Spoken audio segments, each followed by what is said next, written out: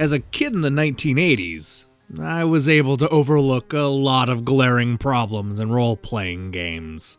From random battles to awful localizations, old-school adventures could be a real chore at times. But the one cliché I could never warm up to was the 3D dungeon crawler.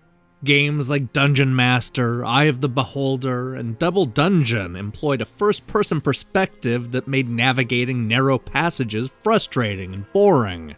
Even the gold standard of the subgenre, Sega's Shining in the Darkness, left me cold. Using modern technology and know-how, Mana Games attempts to reinvent the 3D dungeon crawler with the fall of the Dungeon Guardians. With very little nostalgia for this style of role-playing game, I was dubious they could pull it off. But wouldn't you know it, this first-person adventure is one of the most surprising games I've played all year. After a full-scale prison break, we take control of a 4-person team tasked with rounding up 15 escaped convicts. These are dangerous killers, so we'll need a balanced group that includes a healer, warrior, black mage, and more. Together, they'll explore the vast dungeons, pick up loot, uncover secret areas, and, with some luck, defeat the escaping prisoners.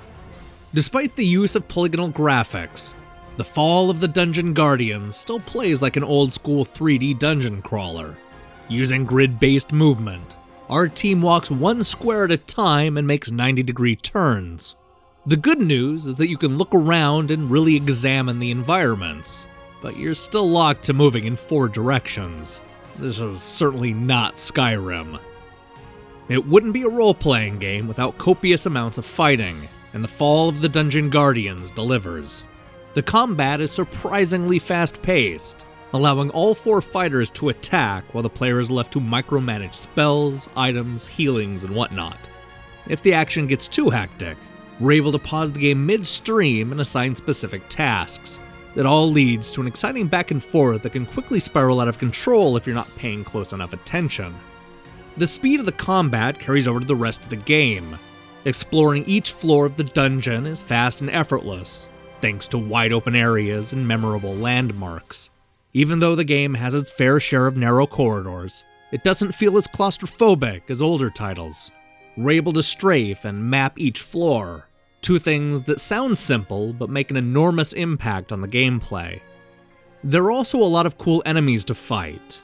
Sure, there's nothing original about a giant spider or skeletons, but they're effectively menacing here. While you'll see a lot of the same designs repeat, the game does a good job of giving each prisoner a unique look and style. You'll also run into a few surprise non-human bosses, each requiring a different approach. I like that you can't just hack and slash your way through every enemy. Players will need to adapt their strategies to win. All this could have gone wrong in a number of different ways, but I found myself sucked into the Fall of the Dungeon Guardians for long stretches of time. The quickness to the gameplay makes a big difference, and I couldn't wait to track down the escaped convicts and uncover what was really going on in the dungeon. It doesn't hurt that each floor has a unique look and puzzles that help break up the exploration. While the designs may change from floor to floor, the grid layout remains the same. This can feel limiting after several hours of exploration. It always feels like you're stuck in an elaborate maze and not a realistic dungeon.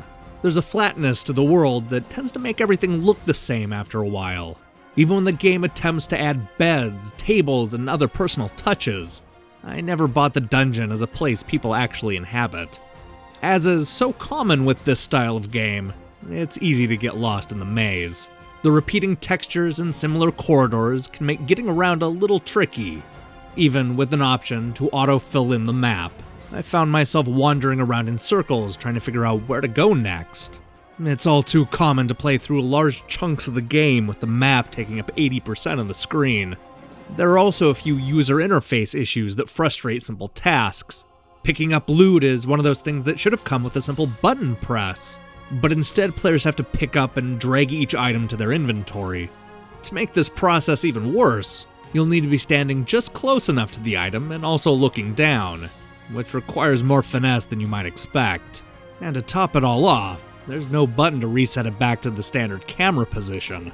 Then again, this is a game that doesn't have any way to quickly turn 180 degrees. These issues are a little more glaring because the Fall of the Dungeon Guardians gets so much right.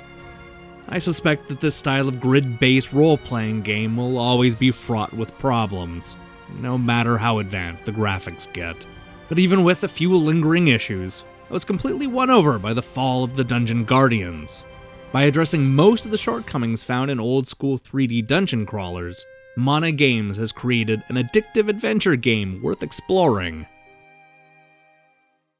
Hey, thanks for watching our review. I'm telling you, this one really took me by surprise. Then again, I'm not sure why. This whole week has been nothing but surprises.